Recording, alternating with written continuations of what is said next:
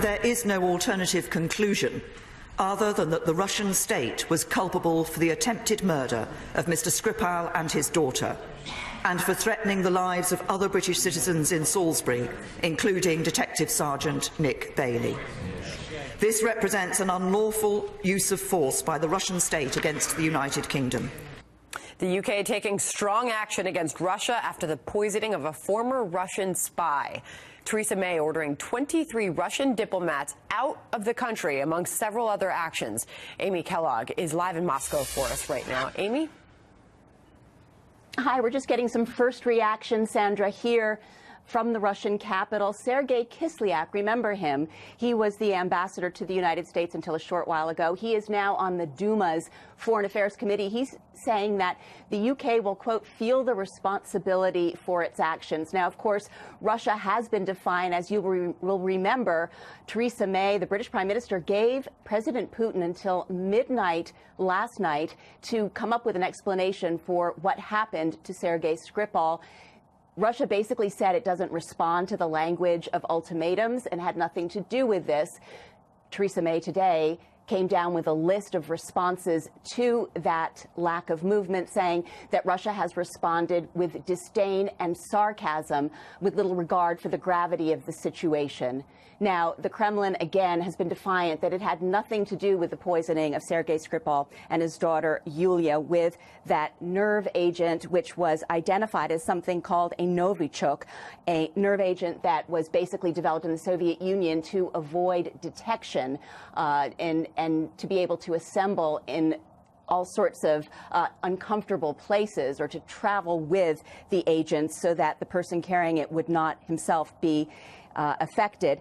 It's unlikely, people here say, that President Putin would have been likely to respond to that ultimatum yesterday, because he, just a few days ahead of elections, which are Sunday, would not want to be projecting any sign of weakness towards the West. Of course, much of his popularity is based on the fact that he has been very defiant of the West.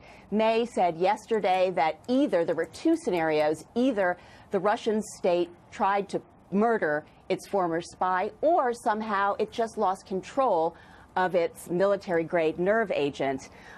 Russia initially replied it needed a sample of this nerve agent in order to understand what had happened, and it needed some time per the Chemical Weapons Convention. Deadline slipped. Theresa May, the British Prime Minister, took action just a very short while ago. The headline out of her speech was that 23 Russian diplomats will be expelled from London. Those are people who are believed to be undeclared intelligence agents. She also said that there will be more scrutiny of Russians entering the United Kingdom. She said that the state will seize the assets of rich Russians, or the Russian state living in London, if they're suspected of using their property for insidious reasons. And finally, no high-level Brits or members of the royal family will be traveling to the World Cup in Russia over the summer, Sandra. Well, putting Putin on notice, the White House backing British Prime Minister Theresa May after she booted 23 Russian diplomats over the poisoning of a former spy.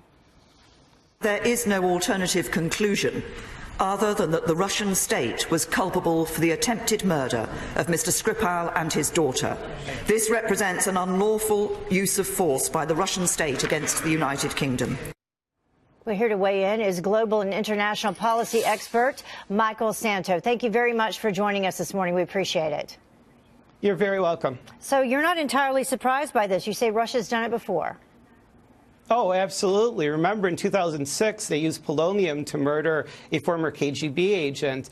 And what they're effectively trying to do is terrorize the people of UK, because with polonium, what they were suggesting is it comes out of the same reactors as plutonium that make nuclear bombs. Here, they're using weapons-grade nerve gas. So there's a huge threat. It reminds me of the North Korean assassination in Malaysia, where they use VX. So it's not just killing, it's how they're killing. And I think they're trying to terrorize the people of UK. Yeah, but it's not just the UK. Here's what Nikki Haley had to say. She cautioned against Russian chemical attacks here in New York. Listen. If we don't take immediate concrete measures to address this now, Salisbury will not be the last place we see chemical weapons used. They could be used here in New York. The credibility of this council will not survive if we fail to hold Russia accountable. So do you think that she's, overreaching there, or is that a very real possibility? No, it's unfortunately a very serious issue we have to deal with. Just a little bit less than 20 years ago, a former Soviet GRU general, that's military intelligence, testified to U.S. Congress that the GRU and KGB actually prepared for contingencies where they carried out terrorist attacks in the United States. So the danger is very high. The risk is really high. Putin likes to play around with plausible deniability. I would say most Russian experts today are actually convinced that Putin was behind the bombing of apartment buildings in Moscow in the late 90s, that he used to propel himself to power by using it to justify the Second Chechnya War. So Putin is incredibly dangerous. So what can be done when they do things like this? Because we know that Theresa May had 23 Russian diplomats. She gave them a week to leave. She said that Putin's response was with sarcasm, contempt, and defiance. Yeah, it's a very, very challenging situation. Russia's a very unique threat because it's the only country that poses an existential threat to the United States. The reason behind that is they still have 1,800 kiloton nukes aimed at our cities that can hit in 30 minutes. Of course, if they used those, then our subs would destroy them.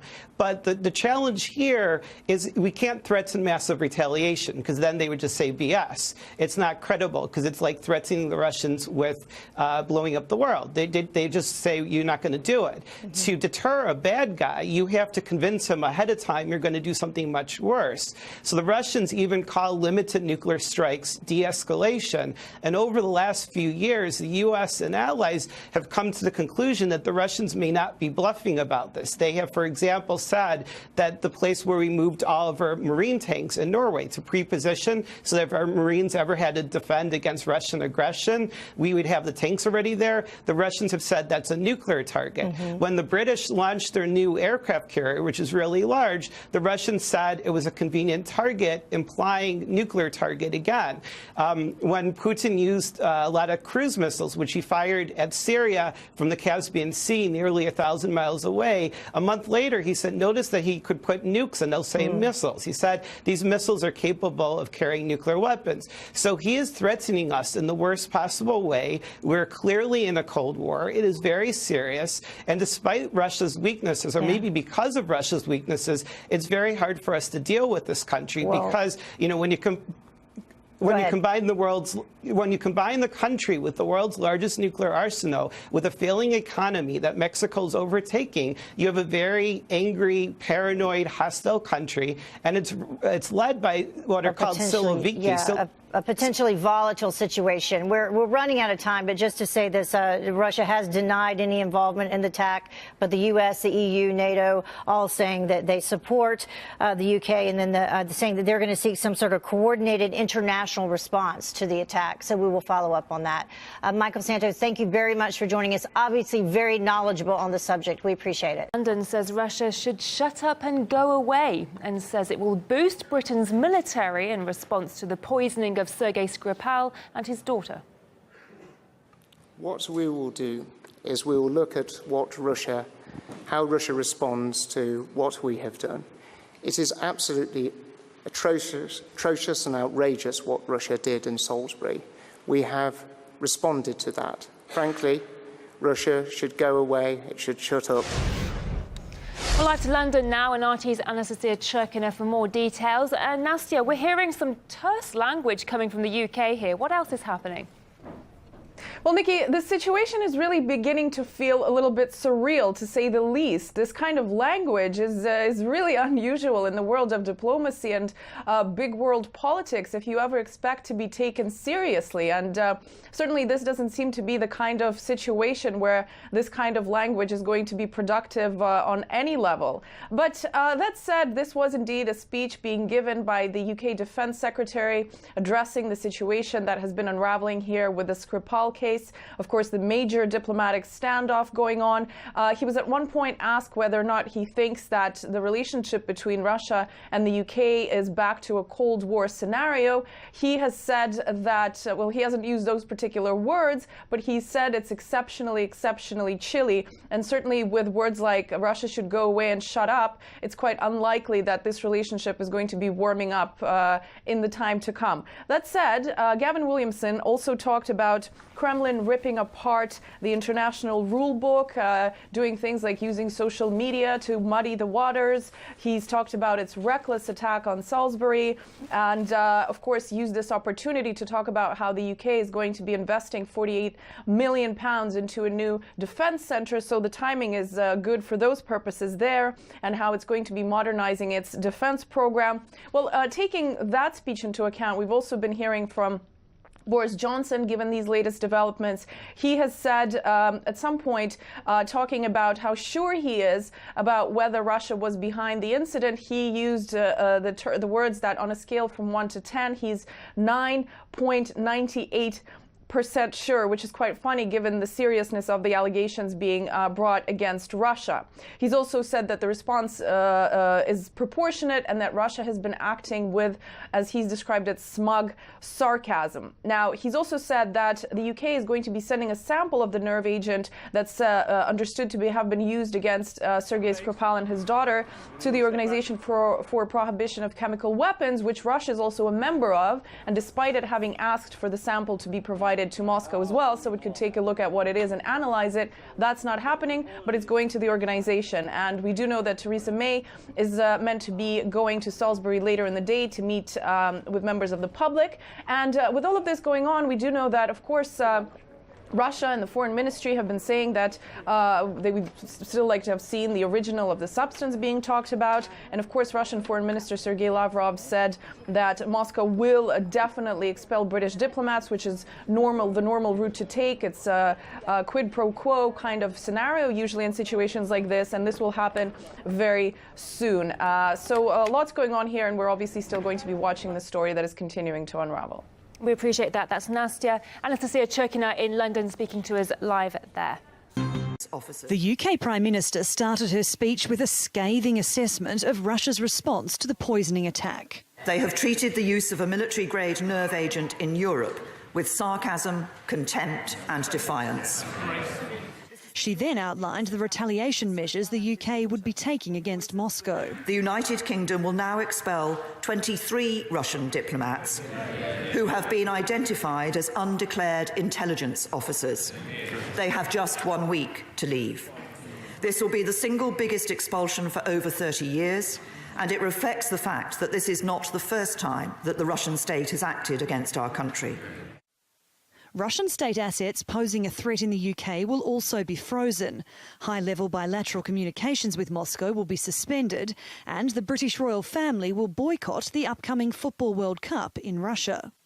Theresa May's retaliation plan sends a clear and dramatic message to Russia, but her measures alone will do little to bother Moscow. However, that will all change if she can rally her NATO allies and the UN to also take action. Without making specific commitments, Donald Trump says the US is behind the UK, and the EU is also poised to debate simultaneous countermeasures, but is unlikely to cut all diplomatic ties with Moscow. I would like to express my full solidarity with Prime Minister Theresa May in the face of the brutal attack, which was inspired most likely by Moscow. I am ready to put this issue on the agenda of next week's EU summit. Russia still denies involvement in the attack. It says the UK's measures are unacceptable and that London should expect retaliation. We believe that the measures which are taken by the British government is nothing to do with the situation that we have in Salisbury. We believe this is real, very serious provocation. 10 days after being poisoned, former double agent Sergei Skripal and his daughter Yulia are still in a critical condition. Their attack involved the first use of nerve agent in Europe since World War II, and now the pair lie at the centre of an escalating diplomatic crisis.